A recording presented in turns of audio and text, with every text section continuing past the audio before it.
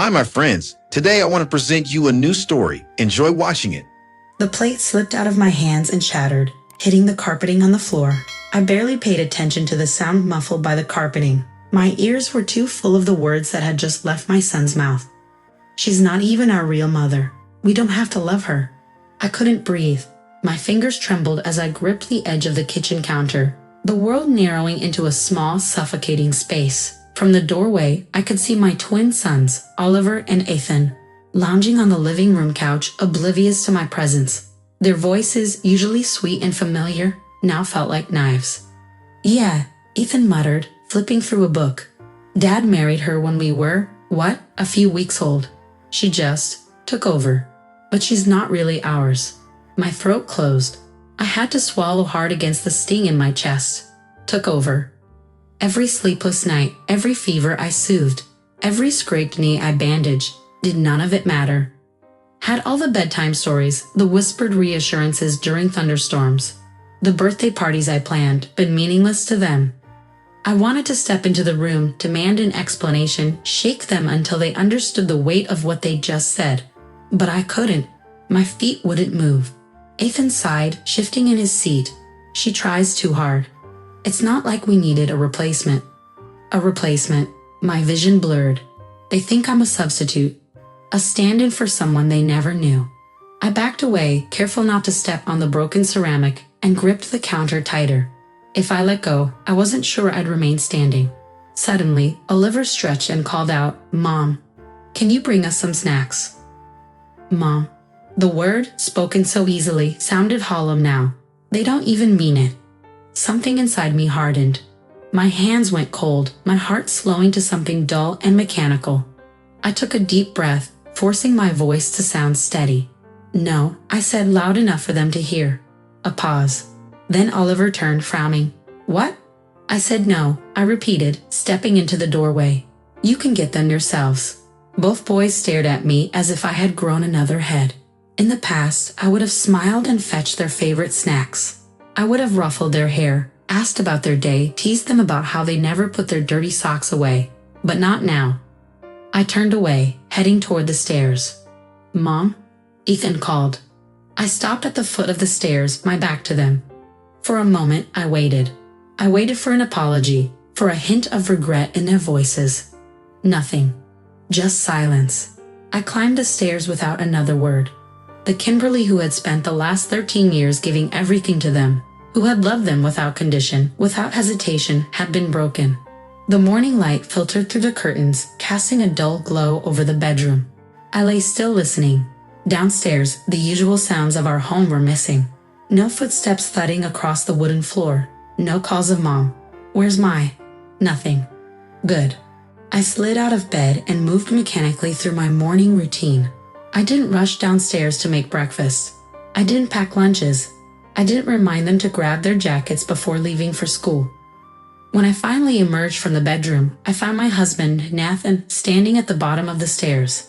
His brows were drawn together, concern shadowing his face. "You're up late," he said, his voice laced with curiosity. "You okay?" I walked past him toward the kitchen, grabbing a cup and pouring myself coffee as if he hadn't spoken. The silence stretched between us, and I could feel him watching me. "Kimberly?" He moved closer, placing a hand on my arm. "Is something wrong?" I turned to face him. "I'm fine." It wasn't a lie. I wasn't hurt anymore. I was empty. Nathan didn't look convinced, but before he could press further, Oliver and Ethan entered the kitchen. They stopped mid-stride, their eyes darting between me and the untouched stove. "Where's breakfast?" Oliver asked. Ethan glanced at the counter. "You didn't pack our lunches." I took a sip of my coffee and leaned against the counter, meeting their confused expressions with indifference. "You're old enough to make your own." Their shock was almost amusing. For years, I had done everything for them, fussed over them, loved them with every fiber of my being, and yet the moment I withdrew, they noticed. Ethan huffed, grabbing a box of cereal from the cabinet. "Are you mad about something?" I let the question hang in the air, swirling my coffee absent-mindedly. Oliver frowned. "Mom?" I set my cup down with a quiet clink. "I told you yesterday, why do I have to act like a mom?" The color drained from their faces. Ethan shifted uncomfortably. Oliver opened his mouth, then closed it. Nathan's eyes flicked between us, his expression tightening. Kim, what's going on? I didn't answer. Instead, I turned and walked out of the kitchen, leaving them to figure it out for themselves.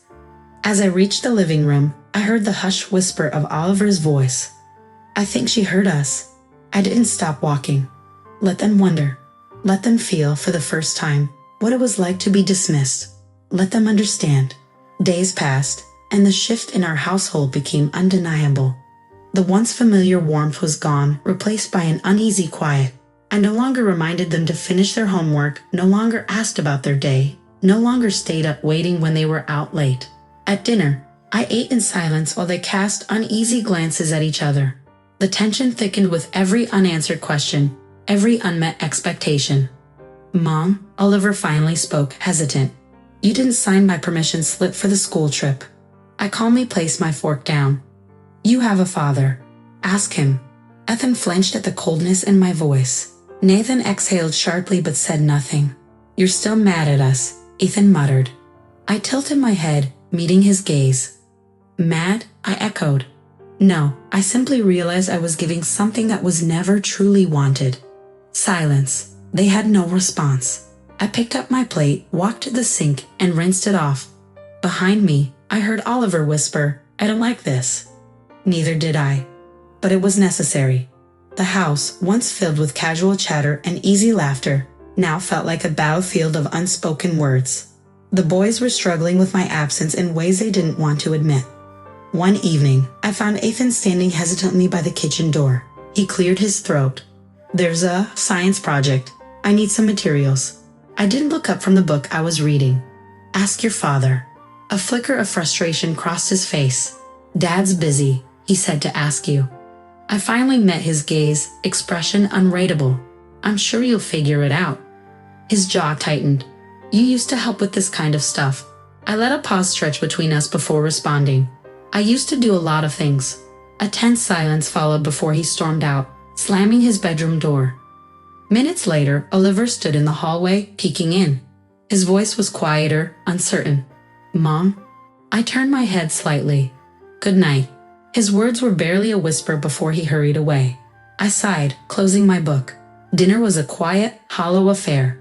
Plates clanked, forks scraped, but no one spoke.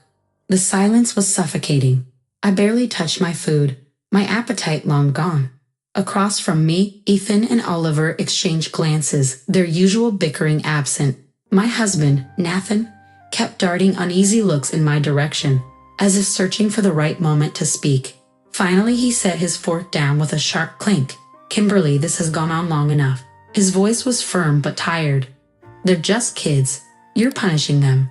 I exhaled slowly, meeting his gaze. I'm not punishing them, Daniel. I'm just responding. Isn't this what they wanted? A mother they don't have to love. Ethan flinched. Oliver's lower lip trembled, and Ethan's eyes filled with tears. They exchanged a panicked glance before suddenly getting up from their seats. Without hesitation, they rushed toward me, kneeling down and wrapping their arms around my legs. Mommy, sweetheart, please forgive us, Oliver sobbed. Ethan's voice cracked as he clung to me. We really love you. You are the best. Forgive us for not thinking about how much our words would hurt you. We won't do it again. You are our real mom. Tears blurred my vision as their desperate, tearful wails filled the room. My heart clenched. The wall I had built to protect myself crumbled in an instant. I sank down beside them, gathering them into my arms, holding them as tightly as I could. I love you very much too, my dear sons, I whispered, my voice thick with emotion. And let's live on in love, mutual respect, and harmony. Nathan let out a deep breath, relief washing over his face. As I held them close, I realized that this had been a lesson for all of us. Love was not just given. It had to be valued, nurtured, and never taken for granted. Friends, what do you think of this story? Write your opinion in the comments. Would you like more stories? Don't forget to subscribe and hit the bell button so you don't miss any videos. See you tomorrow.